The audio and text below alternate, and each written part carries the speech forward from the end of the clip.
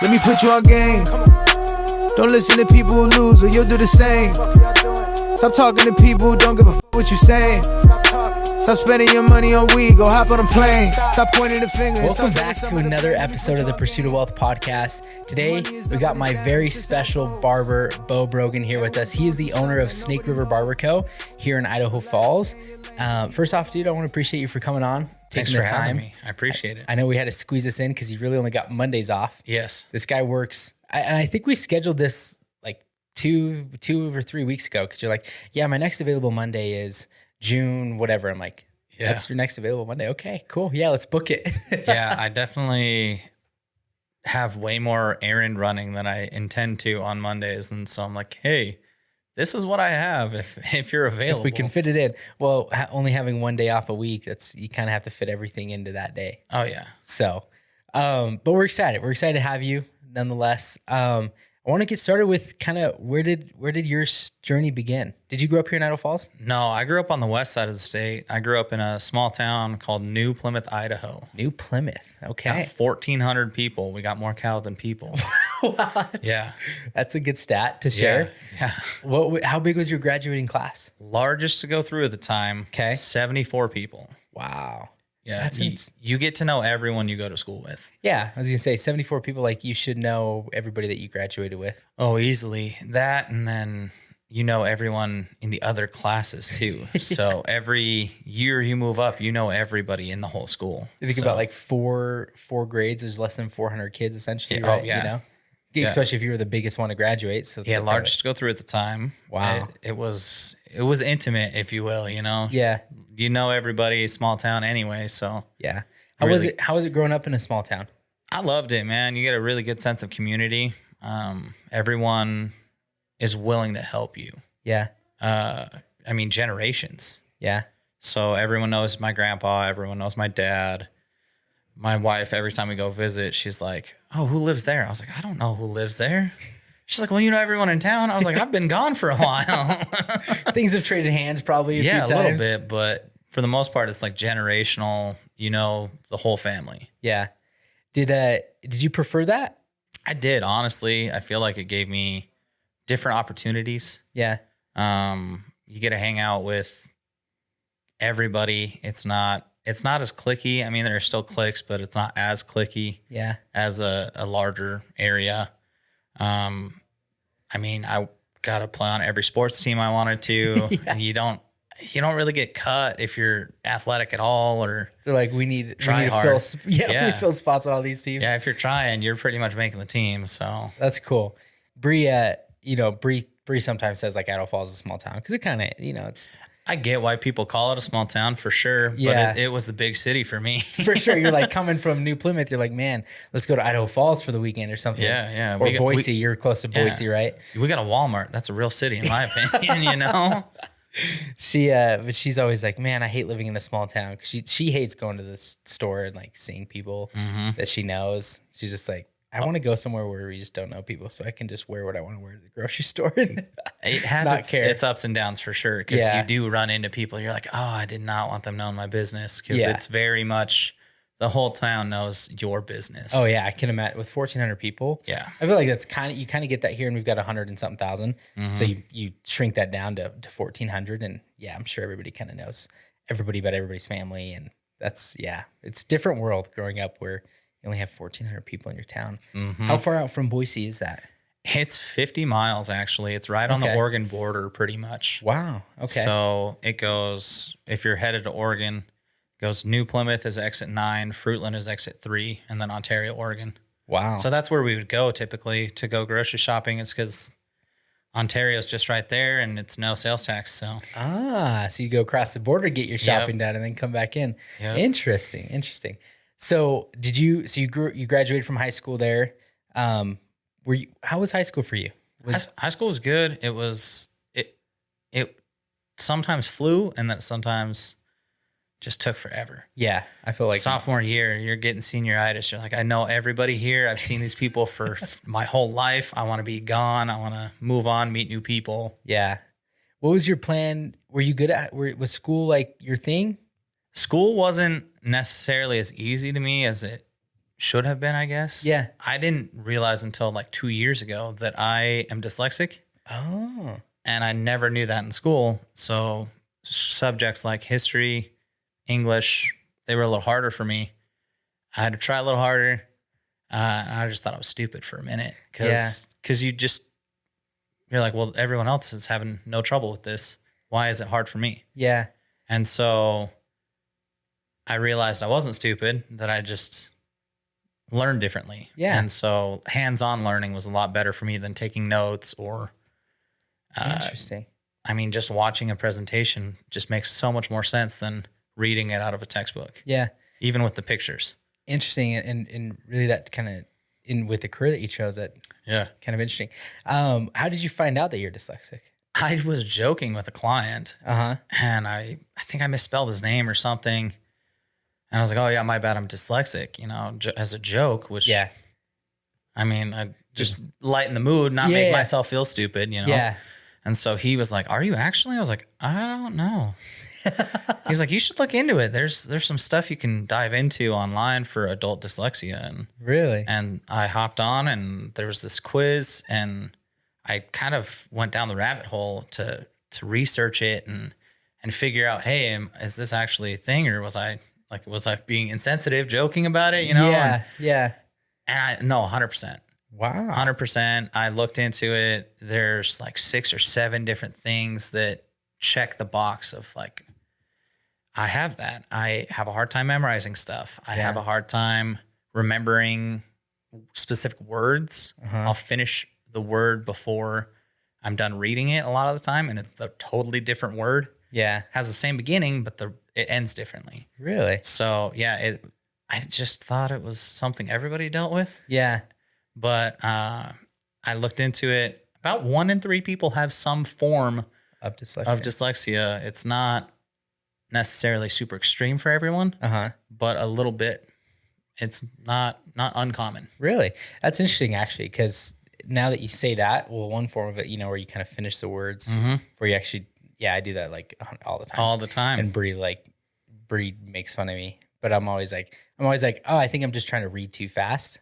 Maybe I have a form of it. I don't know. Maybe I need to go take a test and just see. It could be. I mean, self-diagnosed. I didn't go get diagnosed by a doctor or anything, but I honestly, I struggled in certain subjects because of it, and it makes a lot more sense now. Really? That's interesting. That's cool. What did so you graduated though? You graduated high school. Yep. What was your plan after high school? What did you want to go do? I didn't know. Yeah. I changed my mind, 4 or 5 times. I wanted to do fish and game stuff. I wanted to do teaching. I wanted to do business. I wanted to go to physical therapy school. It's just too much schooling for some of those things that I'm like, there's no way I'm going to make 8 years longer of school for me to start making money or to start my life, really. Yeah. So 8 years is a long time, and kudos to the people who can do it, but it was definitely not for me. Yeah. So what did you end up deciding to do? I took a break. Okay. I worked for a little while, just trying to not waste time and money, figure out what I really wanted to do. So I worked for an erosion control company in Nampa. Okay. And worked with a guy that became my best friend. So I got to meet great people out of it. I think everything happens in life for a reason. Yeah. The path you chose it for a reason. Whether the situation forced that choice or you just decided to do that. So I met great people out of taking a break before I went to school. Yeah. And I met great people for the 1 semester of college I did go to. Yeah. But how long did you work for the erosion company? I worked for them for 7 months. Okay. What is that? What do you do for that? So you essentially keep dirt where it's supposed to be. Okay. It's very big on the west side of the state, not as much over here from what I've seen. Yeah. You use wattle, which is the straw in a tube, to prevent water and dirt runoff from going where it shouldn't. Silt fence, a lot of that. It's like a tarp. I mean, we did everything. We did the jute matting and hydro seeding, cleaning out the sewer drains, the storm drains. just to make sure preventing water could preventing flow. erosion control. You know, I mean, Interesting. it's very laborious. Like Yeah. most of us were doing the intensive labor. There's definitely a different side to it. Inspections, Yeah. making sure construction workers and contractors are doing their end of it. Yeah. That wasn't my side. I was on the install side. You're in the manual labor side. Manual of it. labor side. Yep. Digging holes and trenching but it was a lot of fun. Yeah. For hanging out with a group of dudes I liked. For sure. That's cool. But so doing that for 7 months. 7 months, decided I probably need to go to college. Didn't really know exactly what I was going to go into. I wanted to go into business. So I took classes at BYU, Idaho for business management. Uh-huh. And first semester of school, nobody tells you what the numbers mean. Yeah. You know, I took an English 101 class in high school. Nobody told me 101 was entry-level English. Mm-hmm.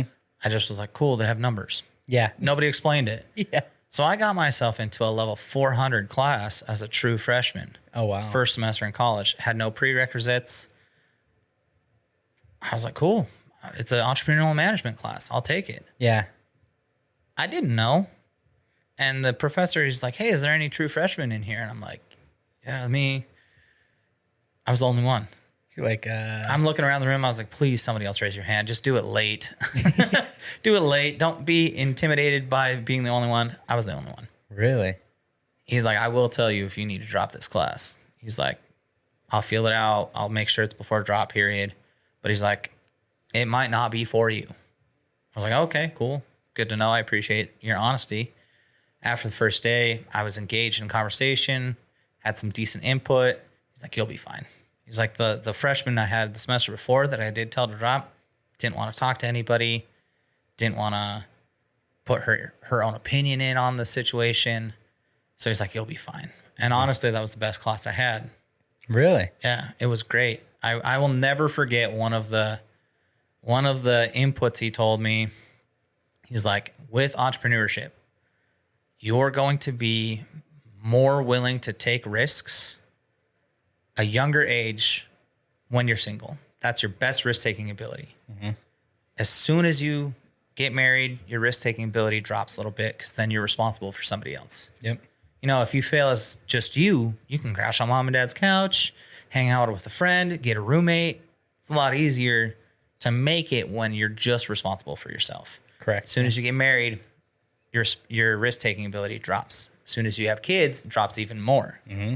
So he's like, you need to decide whether you want to be an entrepreneur at a younger age or not. He's like, it's not that you can't do it when you're older.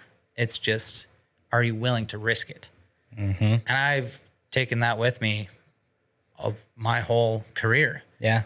Because it's true. You're going to take bigger risks and bigger chances when you have nothing to lose. Yeah. 100%. I agree with that 100%. And I never really heard that from anybody, but I think like subconsciously I kind of knew that. Oh, yeah. And like growing up, me and Bree dated for a long time, and everybody's like, why aren't you guys getting married? Why aren't you getting married? Deep down inside, I knew that I needed to take a few risks before I got married. Cause I knew that like, hey, once we're married, like if anything were to happen now, like, yeah, we can go live separately. And yeah, I don't feel like I have to support anybody yet. But as soon as we're married, like I am 100%, I'm going to feel 100% committed to supporting you. And I'm not there yet. And so it was like, we both took some bigger risks right before we got married. But I had got into real estate. I started making some decent money. And then that's, right after like my first year where I made good money and I kind of knew this was right, I wanted to go and I felt stable is when I proposed, and then we got married.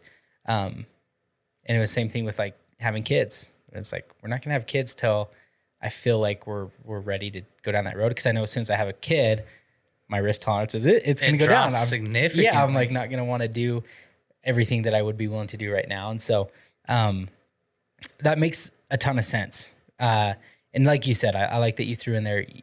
It's not that you can't do it when you're older. But are you going to be willing to risk your situation? And a majority of people aren't. No. That's why you see a ton of people that are stuck in their careers that they don't like because, yeah, they want to go be an entrepreneur. They want to start their own business, but they also aren't willing to take that risk because they have family to support and take care of. Exactly. And it circles back to everything happens for a reason. So if later in life you decide, hey, I'm going to run my own business, I'm going to start my own company, whatever it is, you needed to learn something from previous experiences to get to that point. Mm-hmm. Yeah. So I don't think there's anything that's a waste of time. no. Like some people can think, oh, I did that for free, or oh, I just wasted this time doing something, especially when it's like business related. Let's say sitting at the barbershop. Mm-hmm. So, somebody might say, oh, I just wasted my Saturday because we didn't get any walk-ins. It's like, no, you didn't. You put yourself in a position where opportunity could come your way. Because I know for sure you would have got 0 appointments sitting at home. Absolutely. So just the fact of being at the barbershop, you increased your opportunities. Even though maybe you didn't get the amount of opportunities that you wanted to, you put yourself in a position to do it. And if you keep putting yourself in the position to get opportunities, eventually you're going to get those opportunities. Oh, yes. But so many people give up. They'd be like, oh, I'm just not going to come in if I don't have appointments because we didn't get any walk-ins and I don't want to waste my time. It's like, well, then what else are you going to be doing? Mm-hmm. So that stuff just drives me nuts. But anyway, so you decided to go to a semester of college. A semester, You ended up taking that 400 class and you did really well. Why did you stop? I hated the college I went to, honestly. I didn't love the situation. All my friends were leaving. The ones that I met and made good friends with, they were either transferring schools, going home, or going on missions. And I wasn't wanting to really do any of that. Got it. I thought about transferring, going to CWI, College of Western Idaho. Yeah. Thought about it, but I wanted to go work for a little bit, make some money before I went. Well, I got kidney stones, had medical bills I had to pay for, and was like, I'm not going to go in and get more debt when I have medical bills I need to pay off. I don't want to go to school just to go to school because I'm told to. Yeah. You're supposed to, when you're in high school, they told you have one of three options, right? You can go in the military, you can go to college, get a good degree, good job, or you can work a dead-end job the rest of your life. Yeah. That's what you get told. Yeah. It's not how it goes because trades get thrown in there. Yeah. You don't have to be 4-year degree educated to be successful. Not at all. And I tell kids that all the time when they come and sit in my chair. I'm like, hey, what do you want to do? Well, I don't know. Well, don't waste your time and money just going to school to go to school. If you want to get your, associate's degree, totally fine. Do general studies. I think that's smart. Yeah. But if you have no desire to do anything specifically with a degree, wait. Yeah. Go work for a little while. Save some money. Don't spend it when you don't need to. Mm-hmm. I think one of the best things you can do if you're curious about that stuff is go shadow whatever the person that has the degree that you're wanting. You know what I mean? So it's like, let's say you wanted to get a degree in being a nurse. It's like, well, maybe go shadow some nurses and see if that's actually what you want to do. Or, whether it's becoming a barber or becoming a real estate agent or becoming a business management major or construction management major, like go shadow with those people and decide before you spend all the money and time doing it. Cause there's so many people that I see that go through the 4-year program and they're like last minute switch and just get some random 4-year degree because they just want to be done. Mm-hmm. And then they never use what they were going to school for because they're like, I actually don't want to do that. But then they wasted 4 years. So I think the best thing to do is go shadow somebody that's where you potentially think you want to be and decide if it's actually where you want to be. Right. So before you spend a lot of money doing it. So you got these medical bills. Yep. What'd you decide to do? I paid them off as soon as I could. Did you get a job somewhere? Yeah, I was working in landscaping. Okay. Just mostly commercial lawn mowing. Okay. Out of Payette, Idaho. Okay. And did that for 4 or 5 months, I think. Okay. Maybe 6 possibly. But then I got hurt doing that. I threw my back out, strained my lumbar. Oh, shoot. Got told I couldn't lift more than 5 pounds. And I'm like, there's no way I can do that job. Yeah. And it was ramping up towards the fall anyway. So I was going to be put on snow removal, which I would have done for sure. It just would have been impossible with the injury and the doctor telling me, hey, you can't do this. Yeah. So I substitute taught for a while. Really? Yeah. Okay. 19 years old, was a substitute teacher. Where at? went back to my schools. I didn't want to do the elementary school level. Yeah. I feel like kudos to the teachers who can do it, but I didn't have the patience and I knew that. Yeah. And so I'm like, I don't know that I want to babysit is what I was honestly, I was putting it as. I don't want to babysit. Yeah. And I mean, teachers joke all the time, oh, we're babysitting young adults. Yeah. To an extent, yes, but ones who you understand a little more, that can understand where you're coming from. They respect you a little more just because they understand, hey, you're the adult. Mm-hmm. I need to listen to you. And kids don't necessarily always do that. And it's understandable. For sure. So I did the middle school and high school age level kids, and I did it for Fruitland and New Plymouth for a couple months. Okay. Did you enjoy it? I did. I actually almost went into teaching after that. Really? Yeah, I wanted to do, I mean, every athlete, I think, wants to become a PE teacher at some point in their life. Yeah, yeah. You know, so I wanted to teach PE. I actually wanted to teach econ too, because I really enjoyed that when I was in school. So I'm like, well, no PE teacher just teaches PE where I'm from. Yeah. They always have like a history background or health, something of that sort. You dabble in a few, like another subject with the PE. Absolutely. Yeah. So I was like, well, if I'm going to do teaching, I'm going to do it how I want to do it. I'm going to do PE and econ. Okay. Then you run into the 4-year degree thing again. And I was like, I don't know that I really want to do that. Yeah. So I ended up shortly after substitute teaching moving to East Idaho. Okay. Kaylee and I had been dating for a little while at that point. She's like, hey, I'm moving back home. I'm going to go to hair school. And it's just, that's where it's going to be at. It's a better deal for me there. It'll work out. And I was like, okay, I'll move to East Idaho. Mm-hmm. We got engaged. Shortly after that, got married. But I came here not knowing anyone. Yeah. And I moved in with my in-laws before they were my in-laws. Really? It was the only people I knew. I had nowhere else to stay. I had no money really saved up. I got a job at Sportsman's Warehouse. I started applying for jobs, visiting over here because I knew I was going to move over here at some point. Yeah. So I started applying at jobs. I had like 3 interviews in 1 week. So I stayed the weekend with her parents and got offered the job that week. So I moved home, or I came home real quick, packed my stuff up, and I moved in with her parents. Really? And her 2 younger brothers. Was she there? No, she was still in Ontario. Oh, wow. Finishing up her last 2 months of college. Really? Yeah. So I moved in with my in-laws before they were my in-laws by myself. Were you engaged at that? You were engaged at that point? We were engaged at that point, though. It's a little bit better. A little different, but still kind of scary and for sure stressful. Oh, I'm sure. So how long were you at Sportsman's Warehouse? In total, I was at Sportsman's Warehouse for about 3 years. Okay. Yeah. Okay. When did you make the jump into barbering? I was working really hard at Sportsman's. I got hired on as a part-time employee. Okay. 2 weeks in, my boss offered me the full-time job that was open. Sweet. So I'm like, cool, this works. This is kind of a goal I was looking for. I didn't want to work part-time, but I was just going to take what I could get and keep applying for other jobs and get another part-time job or make ends meet.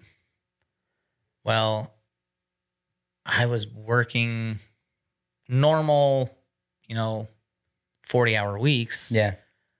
But horrible schedule. I was working mostly 1 p.m. to 9 p.m.s. Oh, wow.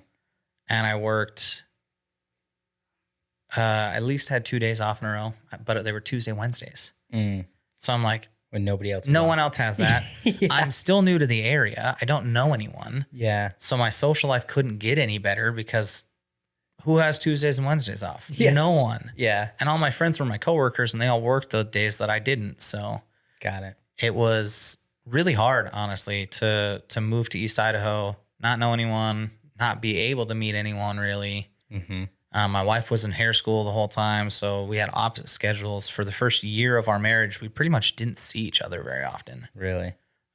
She kept going to her friends' wedding receptions and stuff, and like, didn't you get married? And she's like, yeah, he's at work though.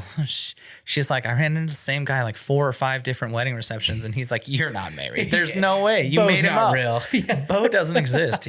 And so I felt bad because I missed out on a lot of opportunities to meet your friends but it was just the situation we were in. Yeah. You know, you can't control everything all the time, but it led me to where I got. So I decided I got a really low pay raise. I got denied a promotion because I was too valuable in my department is what I was told. I had the most customer compliments in the store, which was true at that time. And they were like, hey, don't worry, raises are coming around. We didn't give you the promotion. We can't lose you in camping, but raises are coming. I got a 25-cent raise. I was like, that is wildly disrespectful because I work really hard. Yeah. And you told me, don't worry, we're not going to give you this promotion. I figured at least you would get me closer to the same pay that promotion would have been. Yeah. And it was a $2.50 raise for that promotion, and I got 25 cents. So I was like, I got to look for something else. Yeah. I looked into the route of banking for a little while. Okay. Just trying to get into teller work to get a foot in the door. I had multiple interviews, multiple second interviews, and I always fell short to somebody who had banking experience. Yeah. And I got offered a kind of a weird semi-offer to work 0 to 20 hours a week, travel from Montpelier to Burley. And I was like, I'm not going to do that. I'm not going to turn down what I have at work, guaranteed 40 hours a week, benefits, all that for a maybe get into banking. Yeah. But my wife and I took a vacation down to Arizona. And that's where I decided I wanted to go into barbering. I ran into a barber shop and I'm like, this is really cool. And just watching them work and how they were conversing with their clients. And I've always kind of been interested in the men's grooming aspect anyway. Yeah. But I didn't realize I could make a career out of it. So I was watching my father-in-law get his beard trimmed at the barber shop. And I'm like, dang, this is cool. So I turned to my wife and I'm like, I could do this. And she's like, yeah, that'd be cool. Something, neat to do someday, not planning on me leaping. She's like, yeah, maybe someday that'd be cool. She had just finished hair school. Yeah. It wasn't in our plan. Yeah. Well, I really got excited about it during that trip. And so I told her, I was like, hey, I want to go to Boise because that was at the time where the only barber school was. Okay. So I was like, I want to go to the Boise Barber College, I think. She's like, really? Are you sure? Like she was honestly almost a little mad about it. Yeah. She's like, no way. Why? Like you watched what I went through with hair school. Yeah. But hers was a lot longer. It was 2,000 hours, a lot more drama involved. You know, it was still high school almost for her. Got it. And so just the drama, she's like, do you really want to deal with that? And I was like, I don't know, maybe. I just want to go learn I want to do something. Yeah. I'm tired of working at Sportsman's. I'm tired of feeling disrespected, honestly, is what I felt at that time. Yeah. I want to try something new. So that was in October of 2016. Well, I love that, you probably knew that Sportsman's wasn't going to be your end all be all, right? And so, but you also knew that you just got married and you needed a job and your situation, you're just like, at this point, we got to do what we got to do to get by. And I think so many people nowadays forget that like the situation that you're in today isn't your end all be all situation. And sometimes you're going to have to sacrifice, especially when you just got married.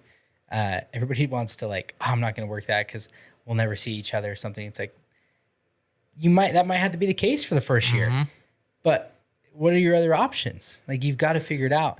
And I just think a lot of kids nowadays take things like that for granted. Like they're not willing to go stick it out and do that job for the first few years while they figure out what they want to do. So it's cool that you're like, and you worked really hard at it. You're getting, being the best at the store, getting the reviews. I love that because it's like, no matter what you're doing, become good at it and you're going to learn lessons and opportunities are going to come to you. So, October 2016, you decided to head to Boise and go to barber school. How long is barber school and what does that even cost? So barber school is 900 hours in Idaho. Okay. Specifically Idaho. Other states have different hour requirements, but since I was planning on staying in Idaho the whole time, I was like, I'm just going to go do the 900 hours. Took about 6 months. Okay. Full time though. Okay. So 9 to 5, Monday through Friday, I was going to barber school. Not making any money, right? Not making any money. Spending, luckily, financial aid helped, but a total of like $11,000. Wow. So it was a leap again because she had just got out of school. I quit my job and moved to the other side of the state, lived with my sister. And for 6 months? For 6 months. Wow. Yeah. So for the first 2 years of our marriage, we lived with other people. Wow. So just, again, trying to make ends meet. Yeah. I didn't have a degree, didn't know what to do. So barbering was the way out for me. And I finished July of 2017. So I went the beginning of January. Okay. Finished the beginning of July.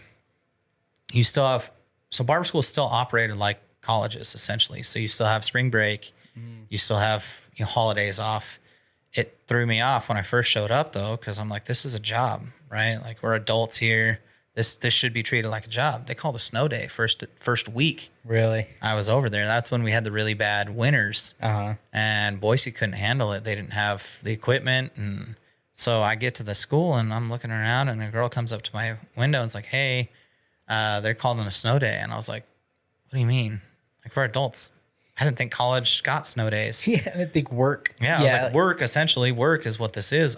You don't get snow days. Yeah. So it really threw me off. But, eventually January to July, I finished it as soon as I could. I was putting in extra hours trying to finish it as early as I could. Yeah. They prevent you from doing that with financial aid. They don't want them. So financial aid is to protect the student, right? Yeah. So they didn't want the school taking my money, just pushing me through as fast as they could and just taking my money, not giving me the education I deserved. Got it.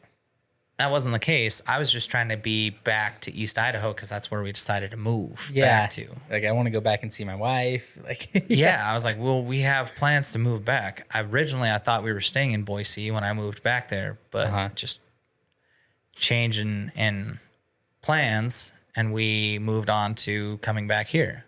Gotcha. And I was like, I just want to get done with this. I want to be done. I want to make money. Yeah. I don't want to cut hair for free for any more than I'm already doing it. I want to be done with that. Yeah. And I think I maxed out at 110% attendance before they would cut me off with financial aid. So I was like, okay, I'll miss a day. Yeah. But it shows that you're dedicated. Like you wanted to go and you took it seriously. You want to learn and you treated it like a job. Like you didn't look at it as just going to school. You're like, this is my career. I'm going to take it seriously. So once you graduated, what did you decide to do? I ended up taking a job with Skyline Barbershop. Okay. Nick, who used to be one of the owners of Skyline Barbershop, he came to me at the barber school in Boise, recruited me out of there and was like, hey, we're going to bring a guy on. Would you be interested? I was like, yeah, I'd be interested for sure. I had nowhere else to go. I was trying to figure out what I was going to do because there were only a small handful of barbershops in town at the time. Yeah. And so I was like, I don't have anywhere else to go. And he seemed like a nice enough guy. Then I get into the situation and it worked out really well for me. I learned a lot from those guys. It was tough because starting off, there were 3 of us working out of a 2-chair shop. Oh, wow. So I got just kind of the off schedule because I was one of the only non-owners of the barbershop. So got it. You get what you can take. Yeah. And there was promise of expansion. So I was like, cool, I'm ready for it. Let's do this. I'll jump in, take what I can get, and then eventually I'll go full time, right? Yeah. Well, it was just, I think, a difference of opinion from the 2 owners. They didn't really see a common goal. So it never actually happened. They didn't ever expand while I was there. So you were just stuck working off hours for a little over a year and a half. And that's probably hard trying to build your clientele. Oh, super hard. Working off hours and trying to get people in during those times. And you were there for 2 years? Almost 2, yeah. Almost just shy of 2. Okay. And it's, I mean, you probably learned a ton because that's one of the more well-known barbershops here in town, or was one of the more well-known barbershops here in town. So coming to the 2-year mark, what did you decide to do from there? I just kept hearing, hey, what if we did this? What if we did this? But then I didn't see the traction getting there. Yeah. So I was like, hey, I'm going to maybe start looking for a place I could go, like do my own thing. Yeah. Because I didn't really want to go work for any other shop in town because that wasn't why I was leaving. I wasn't leaving because I didn't like the shop I was at that time. I just was leaving because I didn't love the situation I was in. Yeah. And I was confident enough in my ability to cut hair. And I personally thought because I worked in the shop for as long as I did, I learned enough from them to take away what I liked and what I didn't like and do my own thing. Yeah. So I went looking for a location I could find to do my own barbershop. And that's how I started. Honestly, I was like, I just need a different situation. Yeah. Something that would give you, I mean, really, you just need more hours. You need to be able to work more hours. Did you have a pretty good book of clientele at that time? I thought I did. Yeah. I mean, I was like, I'm pretty busy, but technically I was only part-time. Yeah. So my clientele was all in the evening when I was working. So it took me some time to build it back up. And I did lose some from moving. Yeah. You can plan on losing a certain percentage of clientele when you move across town. Yeah. It's just inevitable. People are really into convenience sake but I lost a lot more than I expected to. And a lot of it was because they were going to the shop for the name. Yeah. And that's what they had gone to before I got there. For sure. But then building my own brand and name, it took time, but I wasn't scary. Oh, it's super scary. It's super scary. I wasn't trying to get into a spot I couldn't handle by myself though. Yeah. I knew that if I was going to rent somewhere, I had to 100% be able to cover it myself. I didn't want to have to rely on other people to help me pay my rent, other barbers. I didn't want to have to just hire somebody to fill a chair. I was willing to do it solo until I found the right fits. Got it. So was your plan originally was to have a space that you could handle, but that you did want to have like one or two chairs in there. Yeah. Originally I had 4 chairs in there. Oh, okay. And I took a chair away. At that point, it wasn't about necessarily how full I could make the barbershop. It was how convenient is it going to be to operate. It was a little too tight. The parking lot was fairly full from the other businesses. I didn't want to make an inconvenient experience for my clientele to push them away. Yeah. So I factored that in and ended up, it's comfortable with 3. The vibes are nice with 3 people. It's not too many egos or too many different mentalities trying to fight and clash. Yeah. It's a lot more intimate, a lot more laid back. Yeah. What year was it that you started that? 2019. Yeah, beginning April of 2019. Okay. How was your first year? First year was tough. It was a learning curve for sure. I started off with a booking company that I didn't realize I couldn't book my clientele's appointments. Only they could. Oh, interesting. And that's a terrible idea, in my opinion, because most of my clients want the ease of, hey, I just know that I'm going to be reoccurring. I know that you'll handle it. If every time somebody leaves, like, hey, would you like to book your next appointment or do you want to do it online? I give them 2 options. Yeah. Most of the time people are booking ahead of time because they know that I get busy and I get full and they could lose their spot potentially. Yeah. So with that app, I couldn't do that. So you're basically, at that point, you're leaving the ball in their court to schedule something versus you having the ability to just jump on and schedule it now. Exactly. Because I know 100% if you had me scheduling my own appointments, they would never get done. Yeah. So, yeah. I mean, it's just, it doesn't make sense. Yeah. So I think I lasted a week with that app and it was constant no-shows and people forgetting they made appointments. So I'm just like, I'm done with that app. I got to switch now. I have to do something else. Yeah. So I switched the app a week in, which wasn't my goal. I was not wanting to do that. Yeah. And then it's more expensive than people think. It's a lot of upfront cost and a lot of upfront cost that didn't get used for about 1.5 years because that's how long I worked solo until I could find somebody that I thought was a good fit. Yeah. That had the license I wanted. I didn't want to just get somebody in the chair that could cut hair. I wanted somebody that could offer all of the services that I offer: shaves, beards, haircuts, Yeah. everything. So they needed the legit. You didn't want just like maybe a cosmetologist. You wanted a barber. Exactly. And Yeah. I didn't have anything against the idea of a cosmetologist, but it was just the fact that I'm like, I want somebody who can offer every service that I offer. Yeah. And the first person I did hire, he only lasted 3 weeks. It was shortly after I started, but he lied to me and told me he was a barber, and he wasn't. He had a cosmetology license. I was like, I told you when I hired you that it was important to me that I had you provide all of the services. You can't shave. That cuts out your clientele. Yeah. If you can't shave, you can't do beards. Like, you're limiting yourself to grow, honestly. Yeah. I was like, I do a lot of beards. That's a majority of my clientele have beards. Yeah.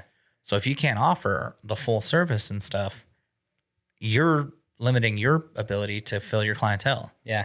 And he was mad about that. And I helped him as much as I could, but I was like, dude, you don't want to be here. Like, I gotta boot you. Like, you can't act like you want to be here, but then not show up on time, not show up at all for appointments occasionally. Yeah. And then tell me you're not going to hand out business cards. I was like, I'm trying to give you all the tools to help you grow. Yeah. What are you going to do with them? Yeah.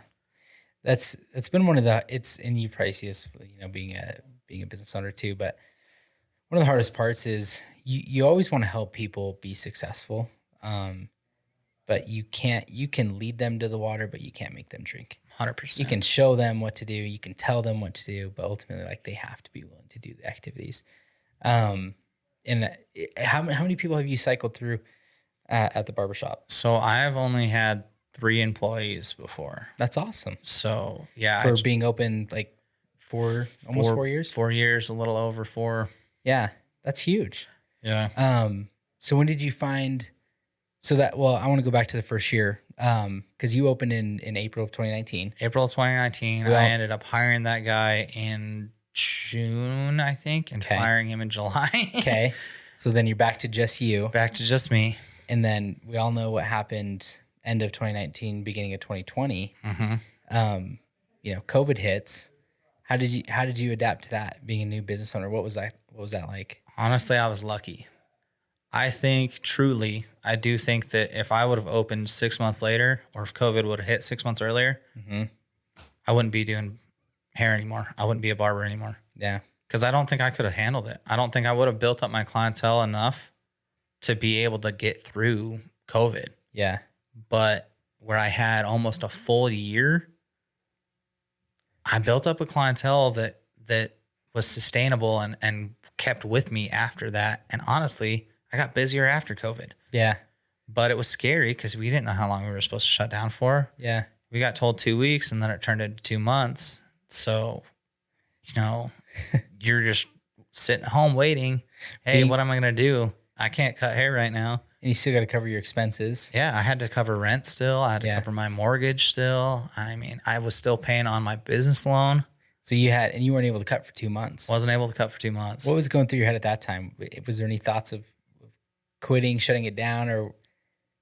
Not really, Good. Honestly. Yeah. Not really. I kind of want to say yes, but I don't think so. I think I just knew somewhere that it was going to work out. I knew they were going to come out with that, aid, the government aid that would help out with some of the expenses and the mortgage relief and, all that stuff. It did come through, and I was a little less intimidated when that was talked about. Yeah.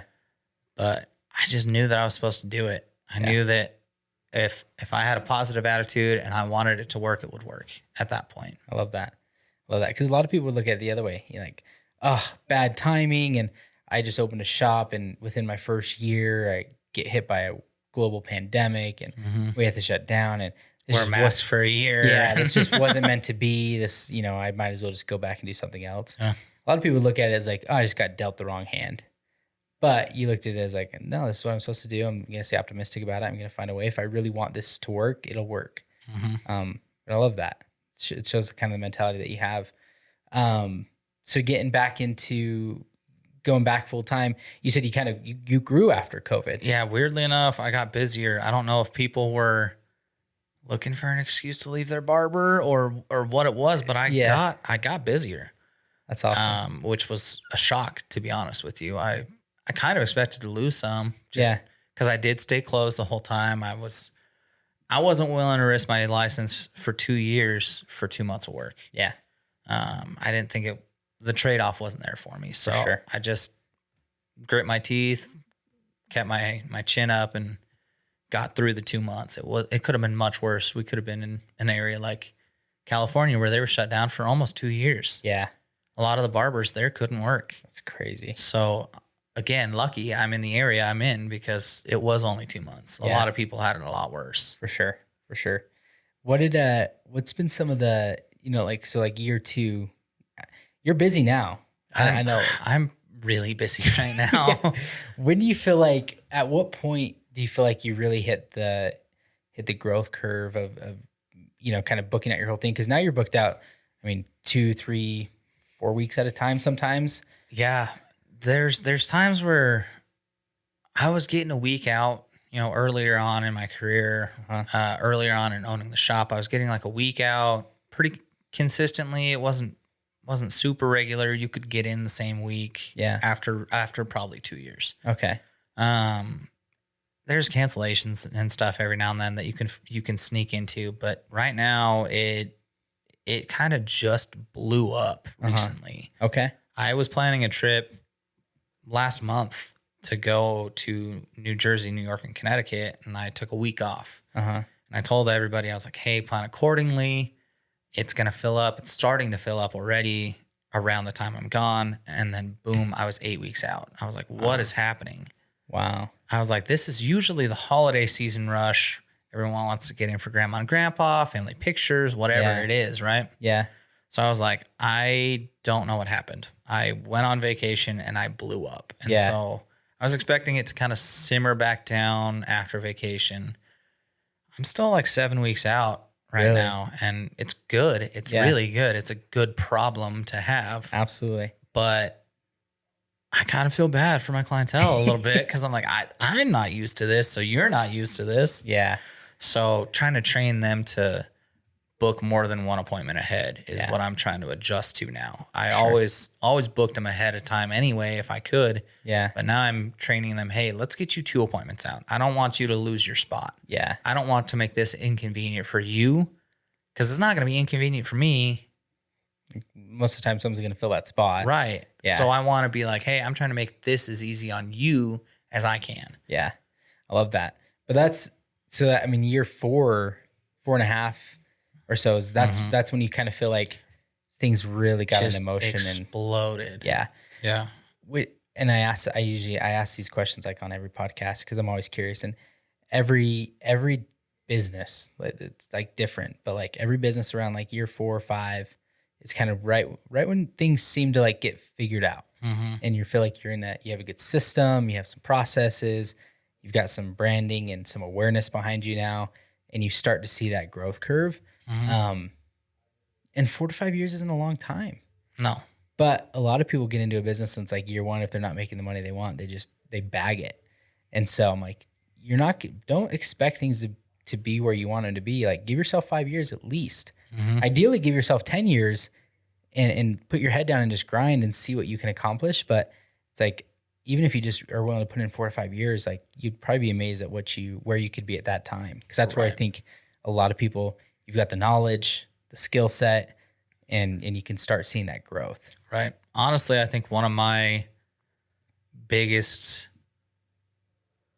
relationship building happens a few years in. I've got loyal clients throughout my schedule, right? Yeah. But you really know the ones who genuinely care about you because you're invested in them as much as they are in you. And I've got all sorts of connections because of the industry I'm in. I know I have a guy for everything. Yeah. And I think that's where a lot of my hand up on stuff is, because I'm like, I have built a really good relationship. I know this individual has my back because they know I have theirs. Yeah. And that's one of the biggest benefits of my job, is that I've got to build great relationships with great people that I wouldn't have probably had the same relationship with if I was doing something else. Yeah. I love that. And you know, I'm always like, hey, do you have a connection for this? Or do you know somebody this? And Bo's always like, oh yeah, I know him. Oh yeah, I cut his hair. Oh yeah. I cut his brother's hair. So, it's like, you always just know everybody, which is cool. I love the barber industry, and you're great at building those relationships. And what I've noticed too, is you're just great at supporting local businesses. Cause I think you get a lot of local business owners that you cut. Every time I have it together, Yeah. And I love that. Every time I have something, I'll be like, yeah, I need this sign. You're like, oh, I got a guy that does neon signs. You should hit him up. He's local. Let me get you his business card. I'm like, perfect. And I'm like, I mentioned something else. It's like, oh, I already got a connection for that. He's local. Here, go hit him up if you need that. Where I wouldn't tend, and maybe that's bad of me, but I don't always think to go local for, like, let's say the neon sign. It's like, there's a website that, you can just order from and get it. And that's probably what I would have done. But instead you give me that and I reach out and I'm like, hey, I got your info from Bo. He recommended you guys. We're looking to get this neon sign.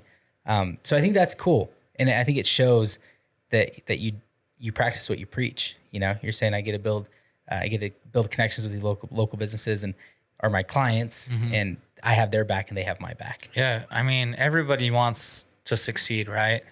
So why not help everybody succeed in a way you can help?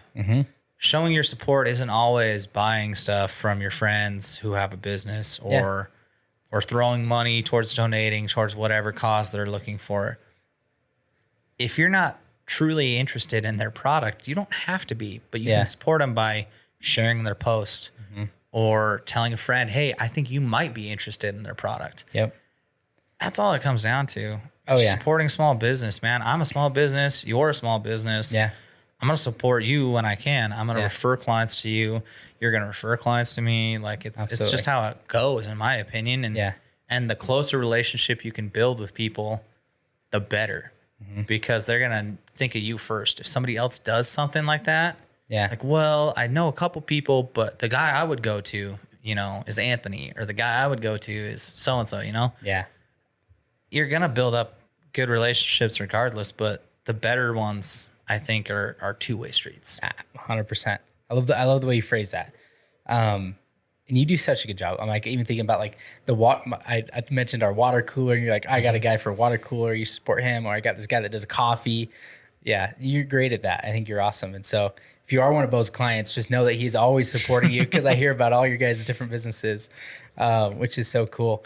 What has been maybe the biggest thing you've come to realize in running a business that you didn't think of in the beginning?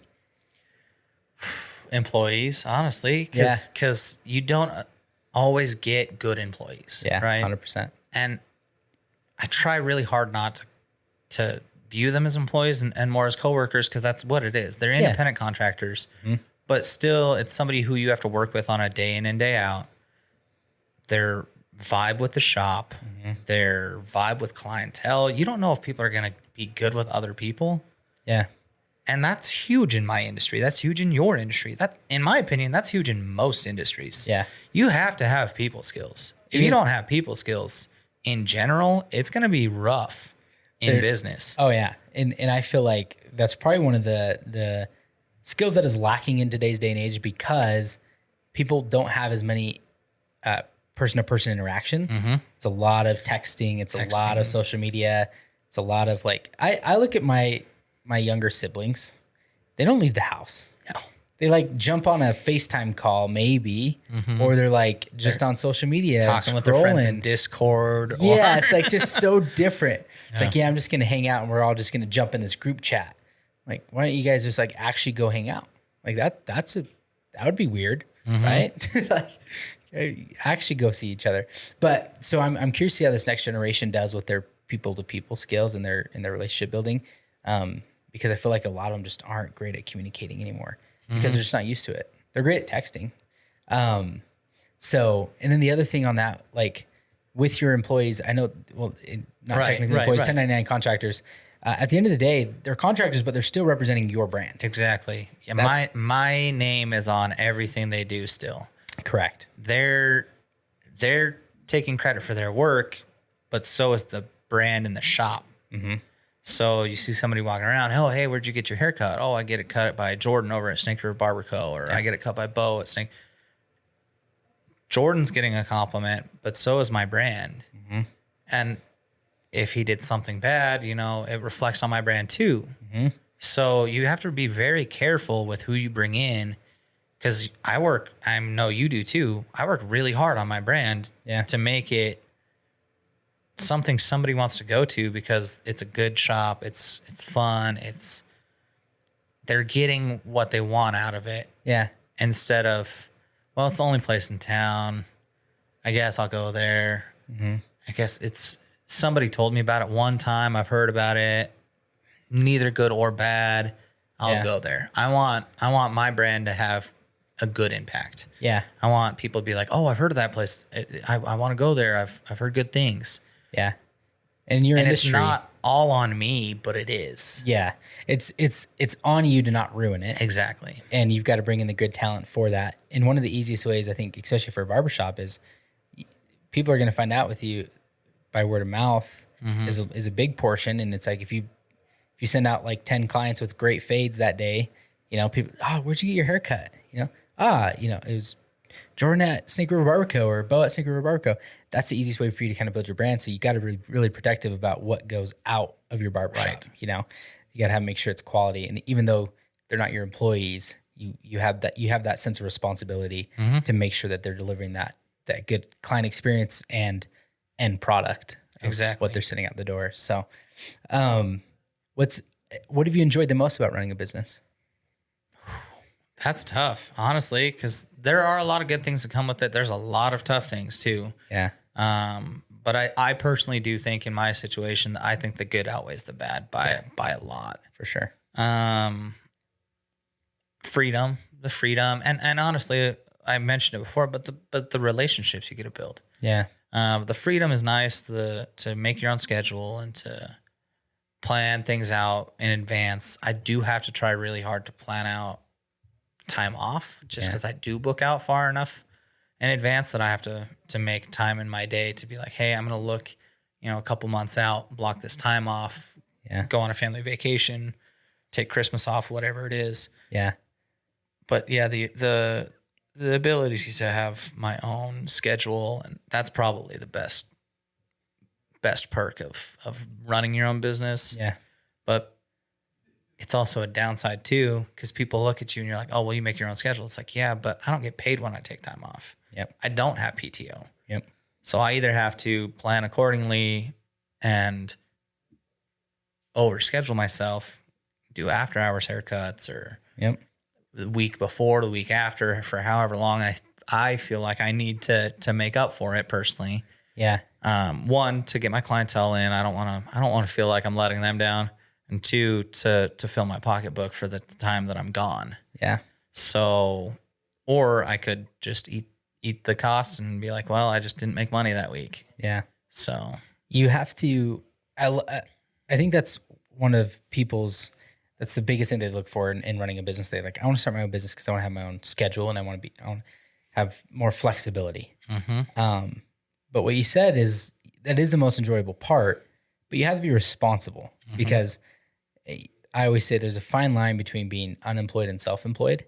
And a lot of people that are self-employed act like they're unemployed. Oh yeah. Cause they could just say, I'm going to have like this day and this day off and I'm going to rearrange people here. You're running it like a business. And you're like, hey, if I'm going to take time off, one, I know that I'm not going to make money during that time. So I need to plan accordingly and maybe try to get people in late night, the week leading up to it and probably work extra hours the week after I get back. And like, I can't do that all the time. Yep. I mean, you could. You just burn yourself out. But you wouldn't be running a successful business. You know what I mean? It's like if you decided to take, 1 week every single month, you'd probably lose a lot of people. Oh, absolutely. But so it's like you have the flexibility, but you got to use it accordingly. And you have to be responsible if you want to be a business owner. That's 100% accurate. And so, and I don't know how to. There's some people that just don't have that. One, you care about your brand, you care about working hard, you care about like building your business. And so I know that you would never just take advantage of that. But there's so many people that do. And I'm just like, I get that's why you wanted to get into business, was to build some freedom and flexibility. But you got to put in the decade before you get those opportunities. Absolutely. Because like we talked about earlier, you're going to work a lot harder at the beginning to make sure it succeeds. Yep. and then maybe make more money passively or whatever you want to call it later on. Yeah. But up front, you're putting in a lot more hours Oh, yeah. to run your own business. It's not just a 40-hour week. No. And there's a lot behind the scenes that people don't see. Or ordering product, working with marketing and all that. Running your own books. Running your books. Yeah. Running your own finances, running, bank runs and all sorts of extra stuff. Yeah. Keeping the shop clean that people don't think about when they're like, I want to open my own shop or I want to do my own business. I want to start up from the ground. Yeah. I encourage it, but it's a lot of hard work. Yeah. I think if you're willing to put the time in, you're going to be as busy as you want to be. Yeah. Yeah. I think you look at your role. It's like you cut hair just as much as everybody else at your shop cuts hair. Mm-hmm. But then when you're done cutting hair, you have to worry about the business. Then you have to say, hey, what did we make this month? What are our expenses? How much product do we need to order? You have to think of all the other things that are helping grow your business after you've cut hair all day. You know what I mean? And so sometimes it is easier. Like people think, that's what I want to do. But there's some people that maybe you should just go work at a barbershop because if you don't want to deal with all those things, the actual running of a business side of things, you just want to cut hair. There's great places you can go cut hair. Absolutely. And I think that not everybody needs to be an entrepreneur is what I feel like. I think if you can do it and the shoe fits, great. But I think right now there's so many people that entrepreneurship has been put on a pedestal. It's like the new musician or everybody wants to be an entrepreneur or a YouTuber who it's one of the two. But I think you can be a top performer at a company. You can be that one or that number one, number two, number three at a company and make a ton of money and live a really good life. And so I also want people to understand being an entrepreneur, being a business owner isn't the only route. It's a great route, right? But understand the other things that come with it. Right. Entrepreneurship is not a get rich quick at all. No. You're not going to. You're going to be in the negative for a little while. Yeah. It's not just going to boom right out of the gates. You have to earn it. Yep. And a lot of people can do it. A lot of people can't. So it's not just a schedule. It's not just, it's a lifestyle, honestly. Yeah. I like that. You really have to grind and want to make it work. And sometimes you can want it all you want and it doesn't work out and that's okay. But entrepreneurship is not a get rich quick. No. I think it's 80% of businesses fail or something like that. Entrepreneurship is not a get rich quick. If you want to get rich quick, go gamble. It's the only way I know go buy a lottery ticket or go put $10,000 on red at the roulette table. It's the only way that I know that you can get rich quick. Yeah. And just know that the odds are not in your favor on those things. So you're probably not going to make it. But what's one tip of what's one piece of advice that you'd give to younger Bo? Honestly, listen to people who've been through your situation so you don't have to make the same mistakes they did.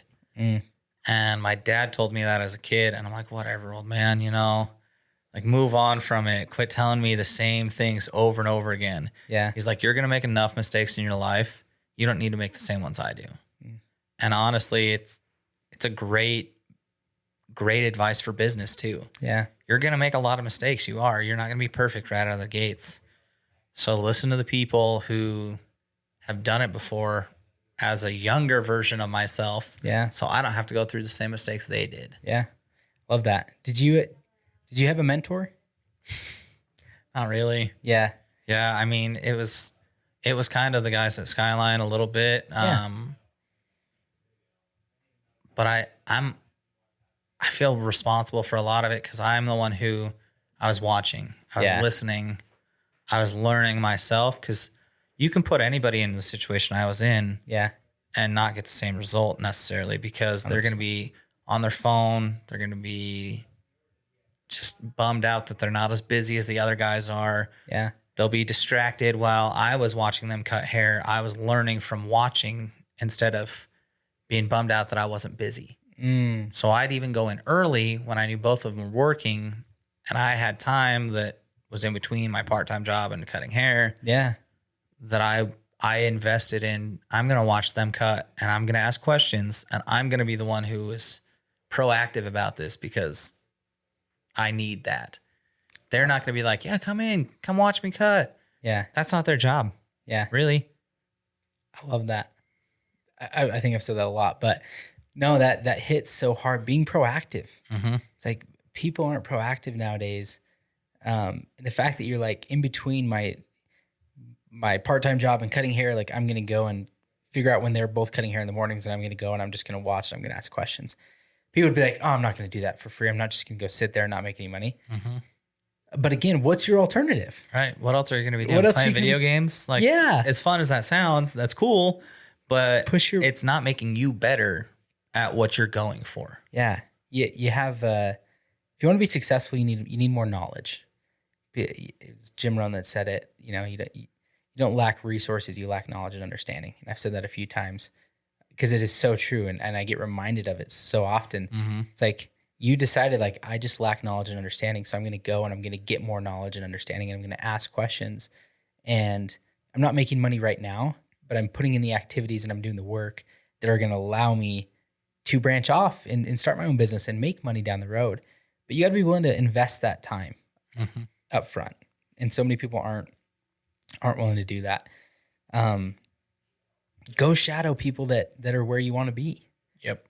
Make zero money. Like just go work for them and try to gain more knowledge and skills. That is so valuable. You're never going to be the best version of you if you're not continuing to learn. Mm-hmm. If you think you know it all or you think you know enough, you're not going to be the best version of you in whatever you do. Yeah. Life, business, everything. If you think you know more than everybody else, you're not going to be the best. Yeah. You can learn something from everybody. Yeah. I agree. That's why I do this podcast. Mm-hmm. You can learn something from everybody. Somebody has something that's going to enlighten you, or that light bulb's going to click. Something's going to work. Yeah. And be like, oh, I never thought of that way. Yep. Or, oh, I guess I could implement that in what I do. Mm-hmm. And that's all it takes. Yeah. It's literally or somebody's going to help you connect a dot, like help you like, oh, light bulb moment. You're right. And reflect on something that's already happened that you couldn't make sense of, but now somebody said something and you make sense of it now. It's why I do this podcast. And every time I do the podcast, not every time, but I'm just like, sometimes you never know. You never know how a podcast is going to go. Absolutely. Every guest I bring on, like, how are they going to talk? And are we going to ask the right questions? And it's not scripted. It's not scripted. Yeah. We're just winging it every time. It's just an open conversation. But I swear I've learned something every single guest. Every single guest I brought on, I've learned something no matter what industry they're in. Mm-hmm. And it amazes me. And I think it's awesome because if I'm learning something, hopefully listeners or viewers are learning something as well. And so I agree with that 100%. There's always something you can learn from somebody, no matter where they're at in life. Mm-hmm. I think it doesn't just have to be the person that's 10 years ahead of you. I think, yes, you want to go take advice from them. But I think anybody in any situation, if you're willing to listen and let somebody else do the talking, you learn something from everybody's situation. Oh, yeah. So, man, that was, I appreciate you sharing that stuff.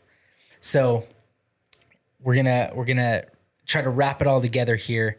Is there one piece of advice or one tip that you'd give for somebody that's looking to start a business? Jump, do it. Because honestly, like I said, you're likely to fail, but you're never gonna succeed if you don't try.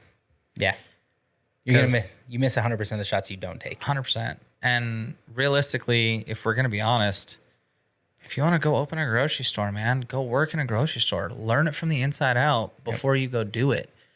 You can't, in my opinion, be successful if you know nothing about what you're going into. Yeah. And it's hard to learn without being fully involved. Yeah. From the inside out. Yeah. If you want to go start a business, go work in that business. Mm-hmm. Figure it out, and then think about starting it. So I love that. Where can people find you, Bo? I'm at Snake River Barber Co. Okay. It is right behind the Paramount movie theater. Okay. Or if you're coming from 17th Street, it's right behind Fitzgerald Bicycle. Okay. What Instagram? Snake River Barber Co? Instagram, Snake River Barber Co. Okay. Google, Facebook, Instagram. Sweet. Online booking options. Okay. So if you guys are looking to get a haircut, beard trim, regular fade, anything like that, definitely go check out Snake River Barber Co. Bo is awesome. His other guy there, Jordan, is awesome as well. You guys are a few weeks out, so if you guys are thinking about getting a haircut in the next few weeks, jump on there and book something with Bo.